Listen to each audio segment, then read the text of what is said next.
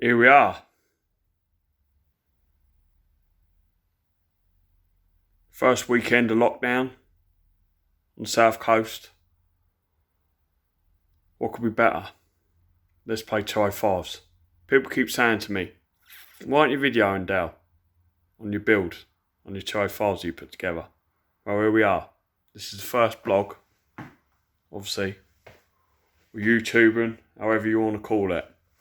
This is a 205 GTI, as no doubt you've seen in the photographs. Started off as a 205 with a sunroof. Obviously, decided that I wasn't happy with plating the sunroof, so I changed the roof skin. And then obviously going through it, obviously to fit the seats. I know some of you go, oh, they're not up to the regulations, because I believe they've gone into bolting into the seat rails now. But obviously this is more sort of like a historic build. Like the old days of the 205 challenge. As you can see, it's got 205 challenge roll cage in it. It's been going on. Obviously, like I said before, so cut the floor out. Obviously remade some of that. Obviously for the seat rails. Passenger one's obviously sat down a bit, like what I've seen on some other people's builds over the years, and then in the Peugeot sport build sheets you can get from the 80s and the 90s, where a lot of the guys obviously started off rallying. So I thought that was my idea for this one. Again, after I sort of cut the floor out, the car went on a rollover spit, like you probably see in some of the photographs. Obviously, we painted the underside, engine bay, interior. Obviously, look under there. Obviously, started to put the old girl back together. This was done in here, obviously before I refitted out my workshop. Obviously, because I was fed up of having a dusty floor and whatnot. So then, obviously, put it on a trolley and took it over to my pal's body shop. And obviously, Adam, being a good friend of mine, obviously painted the outside for me. A few little marks. Obviously, they nightmare painting a white car. As you see, obviously the usual in the 205s, obviously with a blemish in the door. But I think once we get it back onto four wheels, I'm more likely obviously take it over and obviously just blow over the outside of the car again. So yeah, so like we've been doing today. So I'll put up some photographs. Obviously I've had a load of stuff over the last couple of months. Obviously we've had lockdown and bits and bobs, obviously powder coated and bits and stuff. Obviously I've got a couple of old boys local to me in Portsmouth to obviously do my zinc plating for me. So I've decided today, obviously, to rebuild the steering rack. Obviously, that's a quaif rack in there. I've never had a quick rack before, but I was obviously on the build. I thought, well, why not? So I bought one. Obviously, I've had the problems with the bearings, because obviously the later ones with the spline, I believe, you can fit a 2008 bearing. But obviously, it's a nightmare. So obviously, to get these bits for it, so I've ended up going back to the quaif for the older steering racks, and then I was lucky enough to be able to press the bearings off the old pinion and then refit that to the quaif pinion, and then obviously fitted that today, and obviously that's a brand new. Everything that I can get new has been replaced. Obviously it's had all the rubbers done and bits and bobs. Obviously I'd like to have got the anti-roll bar on there today, but obviously Peugeot being Peugeot, you can't get them no more. And obviously my little stash, as soon as I've attempted to go and clean them today, I've all fallen a bit. So obviously talking to Miles down at Pug Racing, obviously he suggests that run some black Powerflex ones. So obviously I'll get on the old eBay tonight, or later on tonight shall I say, and order up some of them. So then that can be put together. So obviously it's because I couldn't do much of that today, or finish that off tonight shall I say, I decided to put the gear linkages together. Obviously another bit's been powder coated. Obviously all the rubber bits on the inside has been cleaned up, and then obviously if you look on the outside, well, you can't really see much of it now, look on there, obviously that's all been powder coated, and obviously the heat shield has been done as well. Got to make up a little bracket for that for the corner. For some reason that's gone walkabouts, but see, no doubt I'll find out after I've got bloody boxes and boxes of painted stuff. So that sat here with bloody zinc plated stuff. So obviously, but lucky enough, obviously me, I can be a bit anal about stuff like that. So obviously everything that comes off gets roped down. So I sort of got an idea where I'm going. Obviously, as you see under the car, those bits, obviously beam tube's been rebuilt. Obviously it's got some Baker solid mounts going on. Obviously torsion bars have been done as well. Another heat shield. Obviously you see in the background, obviously the fireworks going off. That's a obviously bit to go in the sump. I'm going to put the engine back. As you see there, see another box, a few bits and bobs. Obviously it's all been powder coated and painted. There's a set of Baker rear beam solid mounts. Obviously it goes with the ones that are in there, pressed in. So yeah, it's all come together. And you see, obviously I've always sort of had red tie files, and so no doubt if you look through some of my videos, you see the silver 19 that I got. Obviously I had a Topaz last year that I built over the last couple of years, obviously with a GTR6 engine in. Brilliant bit of kit. Same with the Tie 5 XS. But you can only have so many Tie 5s. Obviously out in my yard, obviously having 6 Tie 5s, it started being a bit of a nightmare. So what one do I pick to go out?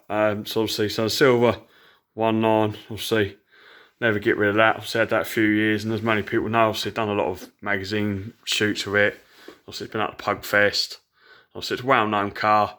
Obviously my username, obviously you see on there is Dale 205 mils. If you bang that in Google and you click on images, obviously you see some of the stuff that I've built.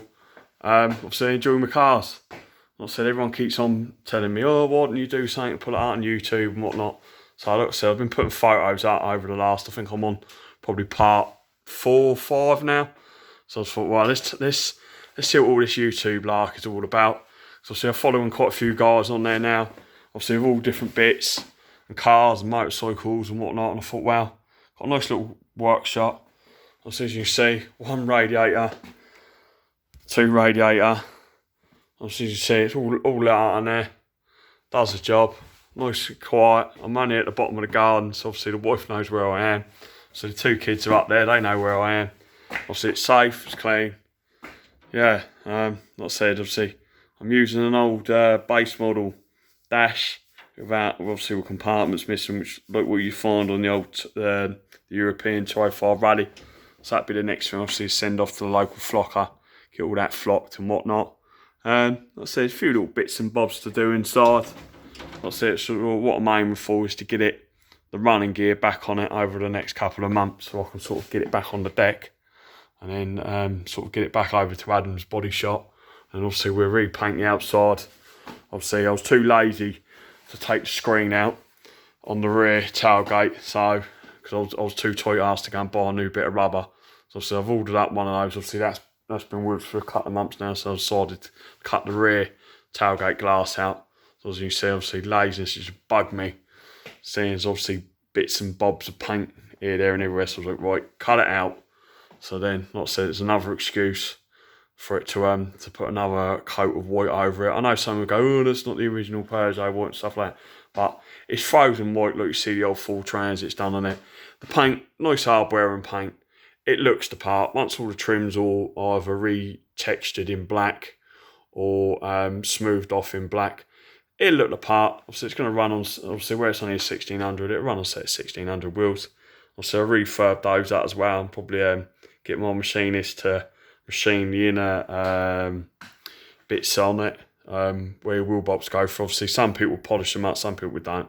I think they're meant to be, I think you do something on the lathe with them to sort of go across the rim. So like I said, I've always wanted a 1600, and obviously all the ones that I've had over the years, I've sort of bought them, broke them up for bits. And there's obviously people who know I'm bloody a bit of a hoarder with anything 205s you see, obviously bloody signs, bloody Peugeot model cars and whatnot. Not said anything Peugeot, there's a chance that muggins here end up buying it for a giggle, and then obviously not showing the wife. So yeah, so I've always wanted a 1600, and not said I've always broke them up for bits. So I was like, right, let's build one. So then I'm going to have a nice got a nice 1.9, I have a nice 1600. I've got another shell that I've had for about 11 years, and it's one of the straightest shells I've had for a long time. So yeah, so I think the next build will be on that. I've got a spare GTR6 engine under the workbench in the other workshop. Been collecting bits over the years again, all nice 309 running gear for it. Gonna run some 306 hubs and trainers. I know some people go, oh, about the camber and stuff like that, but I've seen a few of the old guys on GTR drivers that have run different setups and whatnot. It's all a bit of a learning curve for me, you know. Obviously, if it's no good, then let me find out and not listen to all the negative bits that you get on, obviously, on some of the Type 5 builds out there and whatnot, you know. I know what I want to build. I'm going to build one. If I don't like how it handles, then I can always put it back onto standard Type 5 running gear, and then obviously maybe look at getting rid of the 309 stuff. But like I said, that in the loft. Then obviously we've got brand new 309 wishbones, brand new 309 rear beam, 309 drive shaft, you name it. With anything to do with the underside of a 309, there's brand new set out there. So that's sort of like, right, I know what I'm going to build. So that once this one's done, then I can move on to it, and hopefully I can start looking at sort of like blogging a bit more, so people can see obviously what I'm up to on the south coast, because obviously there's not many people in Portsmouth that are into the old French stuff. But like I said, I've been messing about with these since I was about 15 now, and I'm 35. So obviously I enjoy the car, I enjoy how they handle. Some of the guys that I've met over the years through the owners club and on Type 5 drivers are great, you know, good bunch of blokes. And obviously that's why we're sort of all sharing obviously what we're all up to at the moment. Like I said, obviously I've got another little 1600 engine to go on there. As you can see, obviously this one came from Miles down at Pug Racing. Obviously egg gasset's been done on it. Just other little bits and bobs. I'll chuck another water pump and a cam belt on it, and then obviously I've got all my bits that I've done when I was working over at Spark Tech. Obviously the lovely owner Chris let me bang in the blast cabinet, clean all my bits up and stuff. So yeah, so obviously I always run my Type 5s on Baker hoses, obviously water hoses and bits and bobs. And like I said, obviously I think I'm going to end up being a shareholder in Baker. Like I said, it's what I always run. Obviously I've been running them for years, and all the Type 5s that I've had over the last like 18, 19, 20 years, anything to do with water hoses, oil hoses and stuff like that, I always go for Baker and stuff like that, instead of messing about with obviously tired Peugeot hoses or sort of old stock hoses that have been sat on the shelf for the last 20 years. But again, there's all more bits. So I'm going to look at running a set of Billerstein's Challenger setup on it that I'm more likely buy from probably Peter Lloyd Rallying or somewhere like that. So obviously they've seen the sort of good service and whatnot after I bought bits and bobs off them over the years. So I'll probably obviously order up something for them. Obviously you've got we're looking at running, I think they're Group N rubbers for the struts. Obviously all in the engine bay. I think it is all Group A. Obviously engine, obviously gearbox mount. Obviously engine mounts, obviously Group A. So there's a set of Baker fuel lines that I'm running throughout the car, so they're messing about the old stuff. So you've got some wishbones they're going to run on it. I think later on I might look at getting Tom Fenton to make me up a set of rose jointed wishbones for it, but I just want to get the thing on the road. I'll get it back on the deck, get it painted, and then obviously get it set up. We'll see what we're going to do. Put a few miles on it, and then obviously tweak it as and when.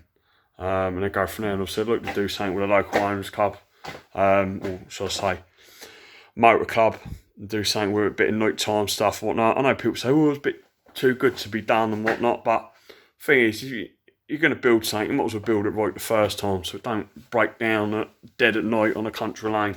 And then obviously ringing up the AA man saying obviously you've got a broken French car. But obviously, it is what it is. Like I said, you've got some strut mounts that are all welded in, obviously strengthening. Obviously done the master cylinder, bracket bit on the back.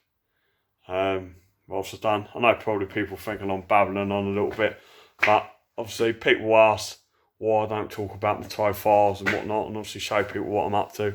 So here we are. If you like it, great. If you don't, I don't really care, to be honest. But like I said, it's just getting the cars out there a bit, Hopefully there'll be some nice words about what I've been up to and whatnot, but obviously that's life, and obviously you've got to be prepared for the negative feedback, especially to do with French motors. But like I said, anything to do with French, obviously, yes, they got their quirky, yes, they got electrical gremlins, but, you know, unless you own the 205, don't really, you know, appreciate them as what they are. You know, they're a cracking car. Bags are fun.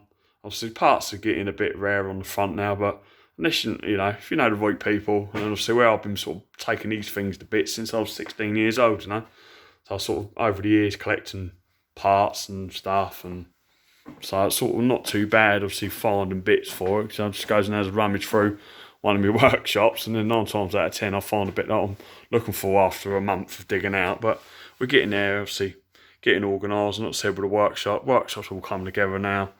Obviously work's being good. You know what I mean? So, but not say with all this lockdown going on now, it's sort of like, what am I going to do? Better start putting my 205 back together. Anyway, appreciate you listening to me waddling on about crap. But there we are. That's my 205, and obviously I'll try and update and whatnot as of when. But I feel like I'm sort of getting the 205 bug again. Let's get moving on this. Yeah, and we'll go from there. Take care. Ta-ra. Bye.